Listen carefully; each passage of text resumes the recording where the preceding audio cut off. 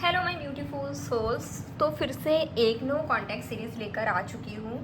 इस सीरीज़ में हम लोग देखेंगे सारी ज़ोडिएक साइन की नो कॉन्टैक्ट सिचुएशन कैसा चल रहा है, जहाँ पे हम लोग मेनली फोकस करेंगे कौन सी चीज़ के ऊपर, जहाँ पे हम लोग एक सेल्टिक क्रॉस रीडिंग करेंगे आपके लव रिलेशन को डिटेल में समझने के लिए।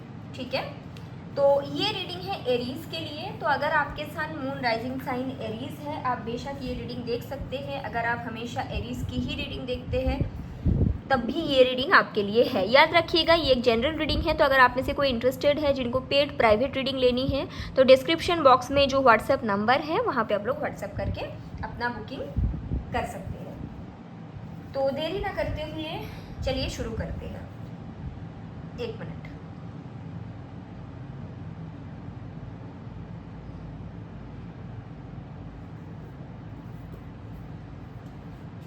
तो सबसे पहले एरीज मेष राशि सेल्टिक क्रॉस रीडिंग होने वाला है। तो सबसे पहले हम लोग यहाँ पे ये डेक आज यूज़ करेंगे, new deck. So let's start. सबसे पहले आपकी करंट एनर्जी देखेंगे, what is your current energy, and फिर हम देखेंगे कि करंट सिचुएशन क्या है। अपने पर्सन के बारे में आप लोग इस टाइम पे सोच सकते हैं मन ही मन में, या अपने सिचुएशन के बारे में भी सोच सकते हैं, लेकिन कोशिश कीजिएगा कि आप लोग पॉजिटिव सोच ही रखें, पॉजिटिव थॉट्स रखें, नेगेटिव ना सोचें। Let's start the reading. Comment ज़रूर कीजिएगा that I am happy, I am happy. ठीक है, सो सबसे पहले आपकी करंट एनर्जी, आपकी करंट एनर्जी, आपकी करंट एनर्जी। ओके ओके, तो this is your current energy.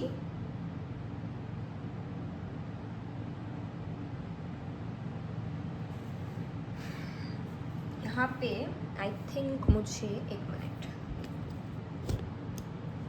क्योंकि सेल्टिक क्रॉस में काफ़ी सारे कार्ड्स आएंगे ना, दैट इज वाई। ओके, दूसरा सेकंड कार्ड होगा कि current situation, situation, what is the energy, what is the energy of the situation, what is the energy of the situation.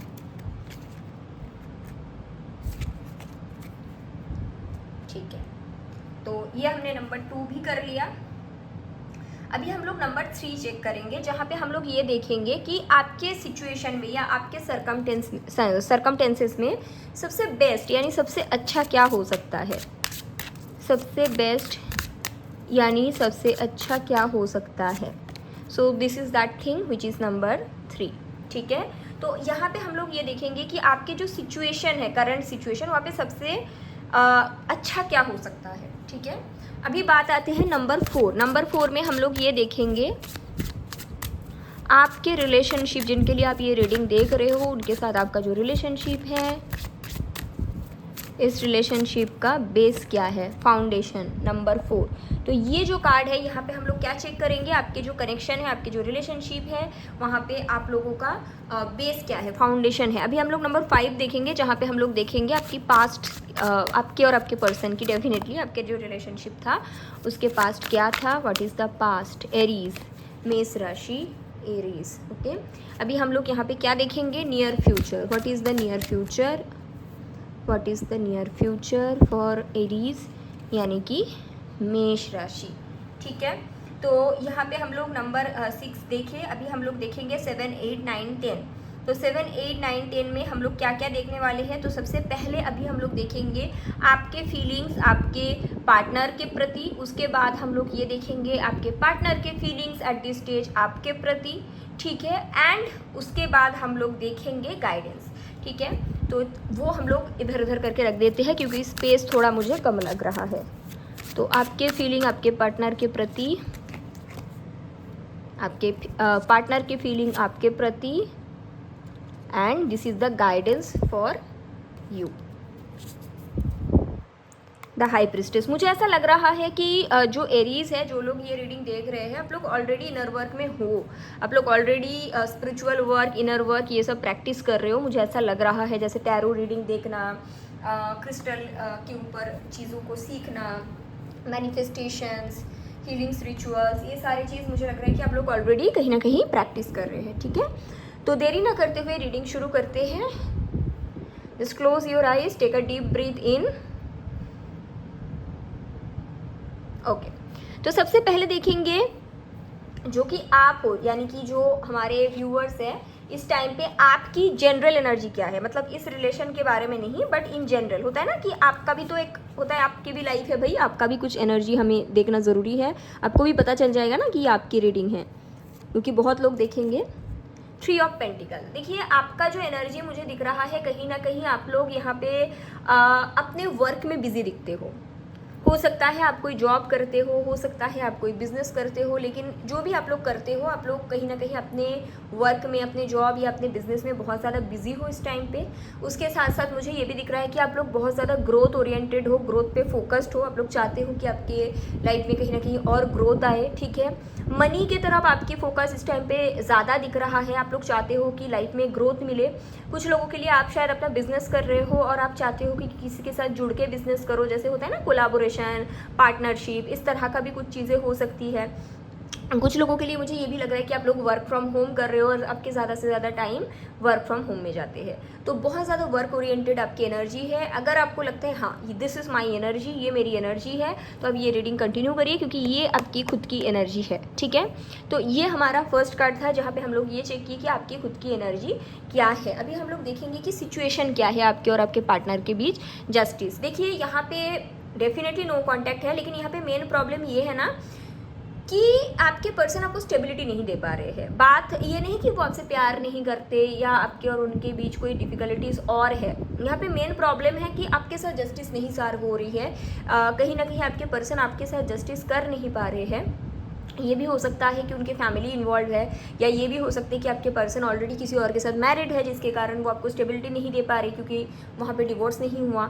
ये भी हो सकता है आपके पर्सन की फैमिली में कोई कोर्ट केस वगैरह या ऐसा कुछ चल रहा है, ठीक है। यहाँ पे जस्टिस बताते हैं कि आपको ऐसा लग रहा है आपके पर्सन आपके साथ जस्टिस नहीं सर्व कर रहे, ये मेन सिचुएशन है। और ये आपके पर्सन को भी कहीं ना कहीं पता है कि जो आप डिज़र्व करते हो, जिसके आप लायक हो, वो चीज़ कहीं ना कहीं आपको नहीं मिल रहा है, ठीक है। यहाँ पे मेन प्रॉब्लम जो मुझे दिख रहा है दैट इज़ कार्मिक ब्लॉकेज। आइदर आपके पर्सन किसी और के साथ मैरिड है, या फिर ये भी हो सकता है कि भाई आपके पर्सन की कोई केस चल रहा है, उनकी फैमिली भी उनकी कार्मिक हो सकता है, ठीक है। तो ऐसा सिचुएशन दिखता है। बाकी ये नहीं कि प्यार नहीं है या कुछ, यहाँ पे मेन प्रॉब्लम है कार्मिक ब्लॉकेज। आउटसाइड कुछ ब्लॉकेजेस है, और ये आपको भी कहीं ना कहीं पता है, ऐसा नहीं कि आपको नहीं पता, ठीक है। तो यहाँ पे हम लोग जो तीसरे कार्ड थे वो देखेंगे, जो हमारा था कि आपकी जो सिचुएशन है वहाँ पे मतलब ज़्यादा से ज़्यादा मतलब हाईएस्ट आपको क्या मिल सकता है, what is the best outcome can happen, लेकिन डेफिनेटली उसके लिए गाइडेंस फॉलो करना पड़ता है, सी नहीं। तो लेट्स सी कि what is the best outcome, the fool. तो बेस्ट आउटकम ये हो सकता है कि आप दोनों के बीच न्यू बिगिनिंग हो सकती है। आप दोनों के बीच ये सिचुएशन आ सकती है जहाँ पे आपके पर्सन कहीं ना कहीं एक लीप ऑफ फेथ ले और आपके साथ एक न्यू लाइफ स्टार्ट करे, जहाँ पे वो भी फुलफिल फील करे, आप भी फुलफिल फील करो। तो that is the best thing can happen कि आप दोनों के बीच एक न्यू बिगिनिंग हो सकता है। लेकिन ये कब होगा, जब आप गाइडेंस फॉलो करोगे। तो पूरा रीडिंग देखने के बाद ही हम लोग देखेंगे इस टाइम पे क्या गाइडेंस है। तो येस, बेस्ट थिंग जो पॉसिबल है that is a new beginning. Possibilities दिख रहा है, बहुत ही ज़्यादा ब्यूटीफुल कार्ड्स है। तो देखो पॉजिटिव आ रहा है, तो अभी तक रीडिंग तो मुझे अच्छा लग रहा है, पॉजिटिव लग रहा है। अभी देखेंगे आप दोनों की जो रिलेशनशिप है उसके बेस क्या है, फाउंडेशन क्या है, what is the foundation. 10 of cups, wow very beautiful. बताना कौन एरीज है यहाँ पे। आप दोनों की रिलेशनशिप की जो बेस है वो प्यार है, मोहब्बत, unconditional love. Base of the relation, foundation, जैसे किसी रिलेशन की फाउंडेशन क्या होता है भाई, स्वार्थ होता है ना, नीड होता है। कुछ कुछ रिलेशनशिप की फाउंडेशन मनी होते हैं, बट आपकी जो रिलेशनशिप है उसके फाउंडेशन है अनकंडीशनल लव। आपके पर्सन आपके साथ फुलफिल फील करते हैं जो भी टाइम आप दोनों ने साथ में बिताया, और आप भी उनके साथ फुलफिल फील करते हो। आपके पर्सन को आप में फैमिली जैसा फील होता है, आप भी उनके साथ ना फैमिली जैसा फील करते हो। तो आप दोनों की जो रिलेशनशिप है उसके जो बेस है, मेन जो बेस फाउंडेशन, वो है अनकंडीशनल लव। और चांसेस है आप लोग पास्ट लाइफ सोलमेट्स हो, पास्ट लाइफ स्पाउस हो। फाउंडेशन बड़ा मजबूत दिखता है, बहुत सुंदर। I am just very happy and God bless you कि आप लोगों के लिए इतना इतना अच्छा कार्ड आया है, ठीक है। अभी 5 और 6 देखेंगे, near past and near future. तो चलिए देखते हैं नियर पास्ट क्या था आप लोगों के बीच, द हर्मिट। तो नियर पास्ट तो मुझे नो कॉन्टैक्ट सिचुएशन ही दिख रहा है, जहाँ पे आप भी कहीं ना कहीं नो कॉन्टैक्ट में थे काफ़ी लंबे समय तक, मतलब अपने पर्सन के साथ, एंड आपने कहीं ना कहीं उनसे कॉन्टैक्ट नहीं किया क्योंकि आपको लगा कि जब तक मेरे साथ जस्टिस सर्व नहीं होगा तब तक क्या ही फ़ायदा कॉन्टैक्ट करके।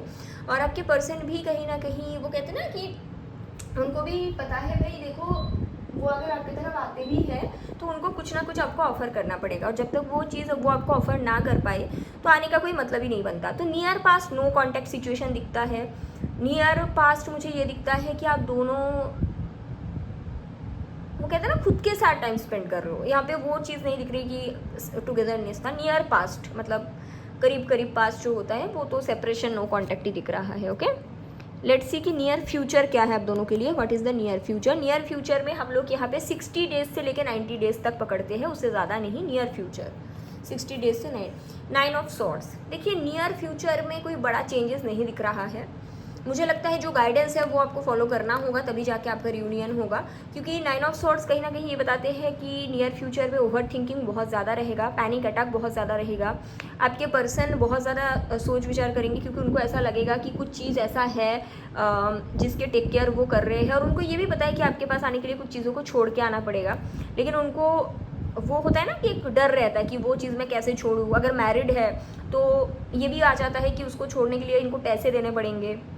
अगर मानो फैमिली इन्वॉल्व है तो और भी डिफ़िकल्ट हो जाते हैं। ये भी हो सकता है कि मानो कि फैमिली ही इन्वॉल्व है और आपके पर्सन की मदर ने ये बोल दिया कि अगर आप हमें छोड़ के जाते हो और इस लड़की से शादी कर दो तो हम सुसाइड कर लेंगे। ये भी तो होता है ना, क्योंकि 9 ऑफ सॉर्ड्स क्या बताते हैं, फियर, एंग्जाइटी, ऐसा चीज़। देखो ना इस इंसान बैठा हुआ है, इसके ऊपर कितने सारे वो रहे नाइफ, इसका मतलब क्या है, उनको इतने सारी चीज़ है उनके आसपास जो कि जेन्युइन है।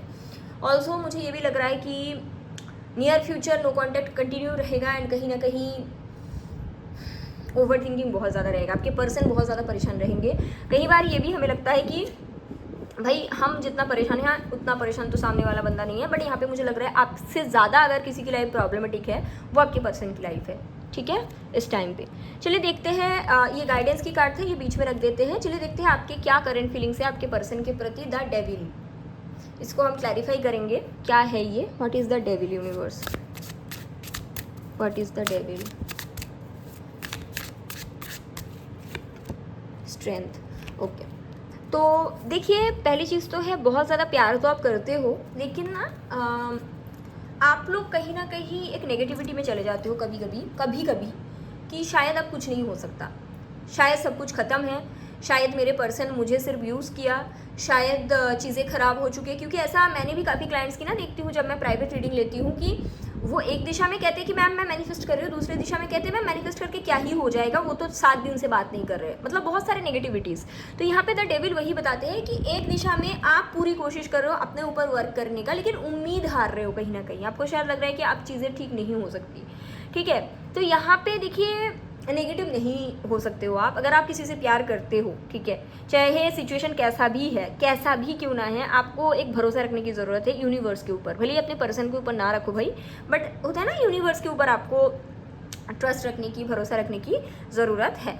तो यहाँ पे आपके फीलिंग्स ये बताते हैं, एक तरफ आप प्यार तो करते हो, इमोशंस काफ़ी सारे हैं, फिजिकल अट्रैक्शन भी आपके तरफ से है, लेकिन कभी कभी आप नेगेटिव हो जाते हो, कभी कभी आपको लगता है कि चीज़ें वर्कआउट नहीं करेगी, चीज़ें खत्म हो चुकी है, वो थर्ड पार्टी के साथ है, वो क्या ही कर लेगा, ये कभी कभी आपके माइंड में आता होगा, ये आपको थोड़ा सा देखना पड़ेगा, ठीक है। आपको थोड़ा मेडिटेशन भी करने की ज़रूरत है, ऐसा मुझे मैसेज मिल रहा है। Also pranayama will be good for you, अगर आप ये रीडिंग देख रहे हो तो ये आपकी फीलिंग्स है आपके पार्टनर के प्रति, ठीक है। अभी हम देखेंगे आपके जो पार्टनर है उनके क्या करंट फीलिंग्स है आपके प्रति। क्वीन ऑफ सॉर्ड्स, ये पार्टनर भी आपसे प्यार करते हैं, लेकिन बात ये है इनको ऐसा लगता है कि आप थोड़ा कड़वा बोलते हो कई बार, लेकिन ये पर्सन आपके ट्रुथ की रिस्पेक्ट करते हैं, आपकी जो सच्चाई है उसको ऑनर करते हैं। और आपका सच्चाई क्या है कि आपको स्टेबिलिटी चाहिए, आपकी सच्चाई क्या है कि आपको प्यार चाहिए, आपकी सच्चाई क्या है आपको शादी करनी है। आपकी जो ये सच्चाई है इस चीज़ का ये कदर करते हैं। आपका जो ये सच्चाई है ये इसको रिस्पेक्ट करते हैं। मैं यहाँ पे एक क्लैरिफायर निकालूंगी क्वीन ऑफ सॉर्ड्स के साथ कि इमोशंस की पार्ट देखने के लिए, लेकिन इतना मैं बता सकती हूँ आपके पर्सन आपकी जो सच्चाई है, आपके जो ट्रुथ है उसको ज़रूर ऑनर करते हैं। What is this queen of swords?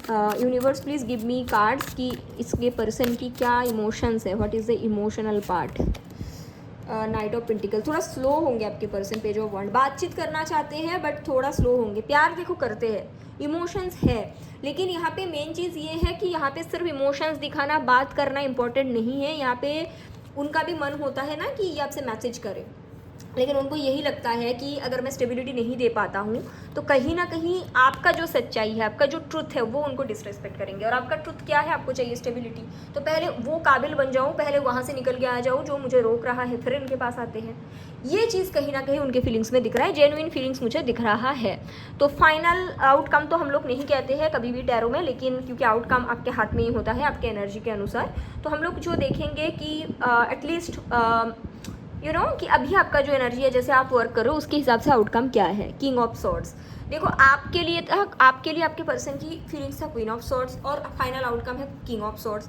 मतलब कहीं ना कहीं आपके पर्सन आपके लायक बन के आना चाहते हैं, आपकी डिवाइन काउंटर पार्ट की एनर्जी में आके फिर आपके पास आना चाहते हैं। तो कॉन्ग्रेचुलेशंस। और मुझे ऐसा लगता है आपके पास आने के लिए कोई एक सिचुएशन को ये पहले एंड करना चाहते हैं और उसके बाद ये आपके पास आना चाहते हैं, ठीक है।